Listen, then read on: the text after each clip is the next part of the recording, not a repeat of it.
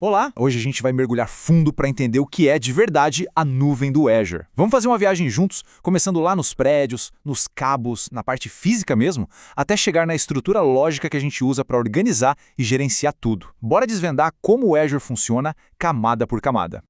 Mas antes de qualquer coisa, vamos responder aquela pergunta que todo mundo pensa, mas poucos fazem. Onde, fisicamente, fica a tal da nuvem? Pois é, ela não está flutuando por aí. Ela tem um endereço físico, uma base bem real e concreta aqui no nosso planeta. E para nossa conversa fluir bem, a gente vai seguir este roteiro aqui. Primeiro, a base física, os data centers. Depois, subimos para a infraestrutura global. Aí vamos ver como os recursos se organizam de forma lógica, como funciona a parte de gerenciamento e cobrança, e no final a gente junta tudo para ver a hierarquia completa do Azure. Ok, vamos lá. A primeira coisa que precisa ficar muito clara é: a nuvem tem uma base física, de concreto e aço, e essa base são os data centers. Pensa num data center do Azure como um daqueles data centers corporativos gigantes. É um prédio lotado de racks com milhares de servidores, com sistemas de energia e de ar-condicionado super potentes e, claro, uma rede de internet absurdamente rápida. Essa é a peça fundamental, o tijolo inicial de toda a plataforma Azure. Só que um data center sozinho não faz uma nuvem global, certo? Então, vamos dar um passo para trás e entender como o Azure espalha essas instalações pelo mundo todo para garantir que tudo seja rápido e, o mais importante, que não saia do ar. O primeiro nível dessa organização são as zonas de disponibilidade. Imagina que são data centers separados uns dos outros em prédios diferentes. A grande sacada é que cada um tem sua própria fonte de energia, sua própria refrigeração e sua própria rede. A ideia é simples: se um deles tiver um problema, os outros continuam funcionando como se nada tivesse acontecido.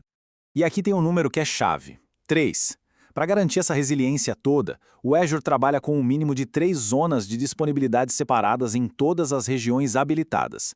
É uma regra de ouro do design deles para proteger as aplicações contra falhas. Agora, quando a gente junta essas zonas, a gente tem uma região do Azure. Uma região é basicamente uma área geográfica no mapa, tipo o sul do Brasil ou o leste dos Estados Unidos, que abriga esse conjunto de data centers. Escolher a região é uma das primeiras coisas que se faz, e é super importante porque define a velocidade de acesso para os usuários e até questões de legislação. Mas, e se acontecer um desastre de grandes proporções? Tipo um furacão que afete uma região inteira? Bom, para isso existe um plano B. Para dar ainda mais segurança, o Azure tem o conceito de pares de regiões. Olha só esse exemplo clássico. A região oeste dos Estados Unidos faz par com a leste dos Estados Unidos. Se um desastre gigantesco tirar a região primária do ar, os serviços conseguem fazer o que a gente chama de failover, ou seja, eles passam a rodar automaticamente na região secundária. Isso garante a continuidade dos negócios.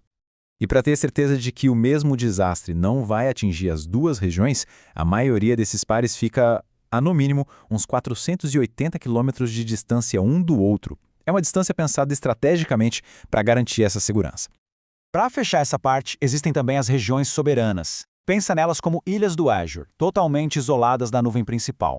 Elas existem para atender a regras de leis ou de conformidade super rigorosas, como as que são exclusivas para o governo dos Estados Unidos ou as que operam na China através de um parceiro local. Muito bem, a parte física já está clara. Agora vamos subir o nível. Vamos sair do mundo dos prédios e cabos e entrar na estrutura lógica, que é como a gente organiza os serviços que rodam em cima de toda essa infraestrutura.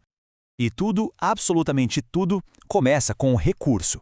Um recurso é a peça de Lego mais fundamental do Azure. Uma máquina virtual é um recurso. Um banco de dados também. Uma rede virtual é um recurso. Tudo que se cria lá dentro é um recurso. E para não deixar essas peças de Lego todas espalhadas, a gente usa os grupos de recursos. A melhor analogia é pensar neles como pastas no computador. São caixas lógicas onde a gente guarda todos os recursos que fazem parte de uma mesma solução. E a regra é clara: todo recurso tem que estar dentro de um e somente um grupo de recursos. O legal do grupo de recursos fica claro no seu ciclo de vida. A gente cria o grupo, coloca os recursos lá dentro, gerencia tudo de uma vez só, e a melhor parte: quando o projeto acaba, é só pagar o grupo. E pronto! Tudo que estava dentro dele é excluído junto. Para ambientes de teste, isso é uma mão na roda. Subindo mais um degrau na nossa pirâmide, a gente chega na camada de gestão e, claro, de cobrança. É aqui que a gente define quem pode fazer o quê, quais são as regras e quem paga a conta no final do mês. O próximo nível é a assinatura, ou subscription. Ela funciona como um container para os seus grupos de recursos. É a sua porta de entrada para o Azure. É o que te dá a permissão para começar a criar coisas. E ela também serve como uma fronteira para cobrança e para gerenciamento. Uma assinatura tem basicamente duas funções principais.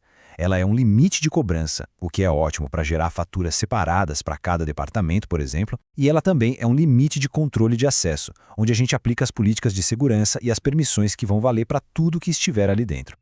E quando a gente fala de empresas gigantes com dezenas ou centenas de assinaturas, para organizar essa bagunça toda, existe o topo da pirâmide, os grupos de gerenciamento. Eles são como supercontainers que guardam as assinaturas, permitindo aplicar políticas e regras de uma vez só para a empresa inteira.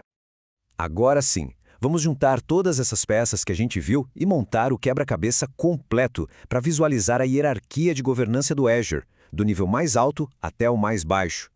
E aqui está a estrutura toda. Lá no topo, o grupo de gerenciamento. Abaixo dele, as assinaturas. Dentro delas, os grupos de recursos. E lá na base, os recursos individuais. A palavra-chave aqui é herança. As políticas e permissões que a gente aplica num nível mais alto descem em cascata, valendo para todos os níveis abaixo. Isso simplifica demais a gestão.